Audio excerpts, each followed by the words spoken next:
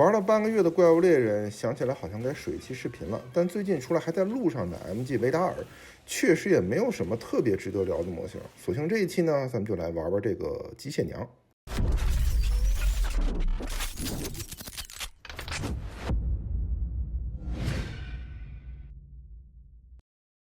交时间之际，由网络腾好记摩安生活。大家好，欢迎收看本期教记。既然是水的一期呢，咱们前面就说点废话。如果觉得啰嗦的话，可以直接关掉视频，开个玩笑。说实话啊，最近确实没有什么特别扎眼的模型或者玩具亮相。最近呢，我个人比较关注的就是万代的 MG 维达尔了，但估计拿到手也要到月底或者下个月初了。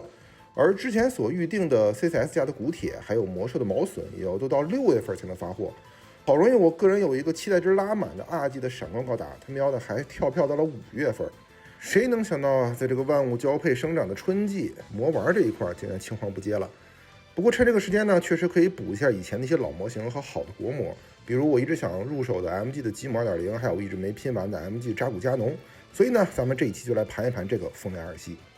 先说明一下，这款模型我买的是正品，是再版以后花了300多大洋购入的，而也就在我去年刚刚入手没多长时间 ，KO 版包括 KO 的换色版也就都放出了消息，而且价格呢还就只需要2位数，同好们可以把冤种打在弹幕上了。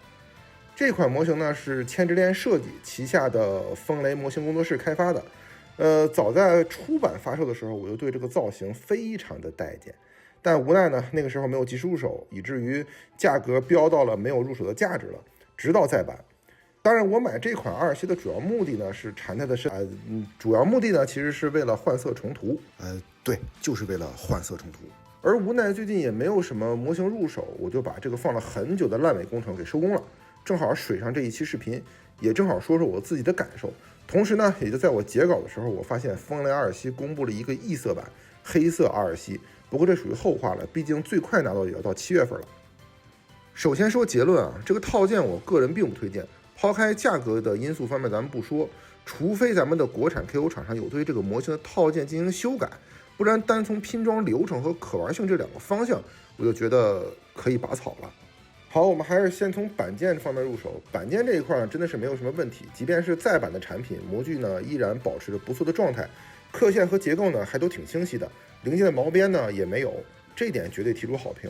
但即便作为正品模型，你一个 HG 的板件量就敢卖到300多，我也是彻底服气了千之恋了。不过呢，也符合千之恋一贯的定价策略，就是一个字儿，贵。咱们就拿同样300出头的 MGSD 掉毛的板件来对比一下，就能看出谁是奸商了吧？所以说平时不要光骂财团，相比看来，财团有时候还是干人事的。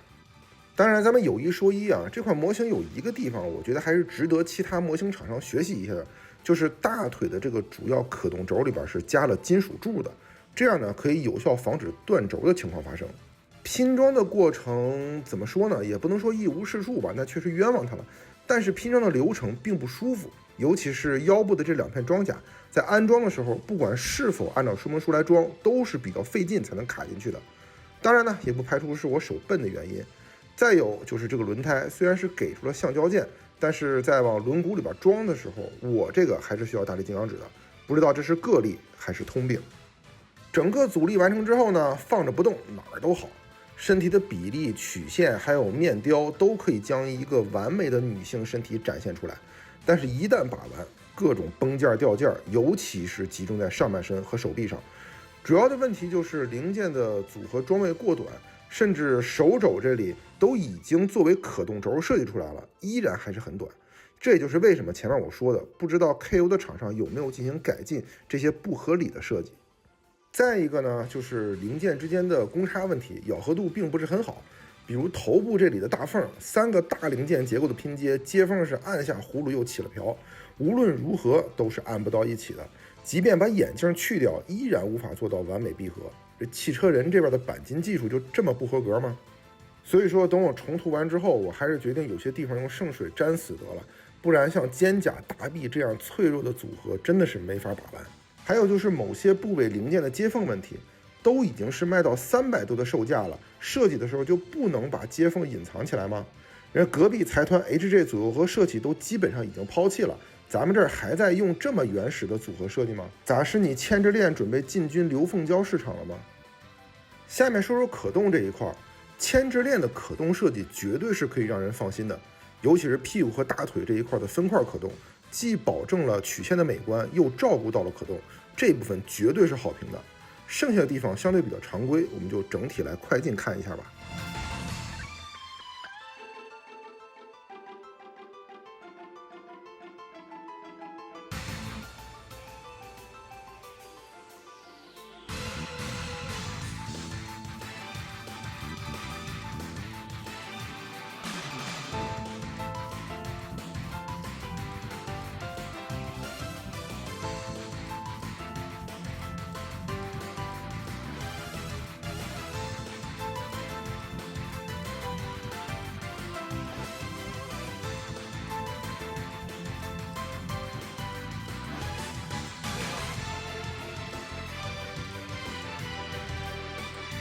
武器配件这一块只有造型手和一把手枪，手型没什么可说的，而枪的玩法是有设计的。枪本身没有什么很常规，但其外部是可以加上一个外甲封套，并且此时可以将这个特效件安装到前方，使得手枪可以变成一把光束军刀。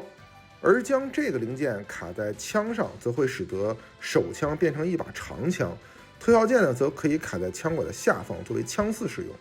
然后呢就没有然后了。对，真的没有了。至于说眼镜，我个人审美来说，眼镜还是戴上比较好看，毕竟谁不喜欢眼镜娘呢，对吧？最后说说我的总体看法，个人建议对正品授权有执念的，最好也不要花这个冤枉钱，我觉得真的是不值。而如果要是只馋它的身子的话，那妥妥的 KO 版就得了，还能有其他的味道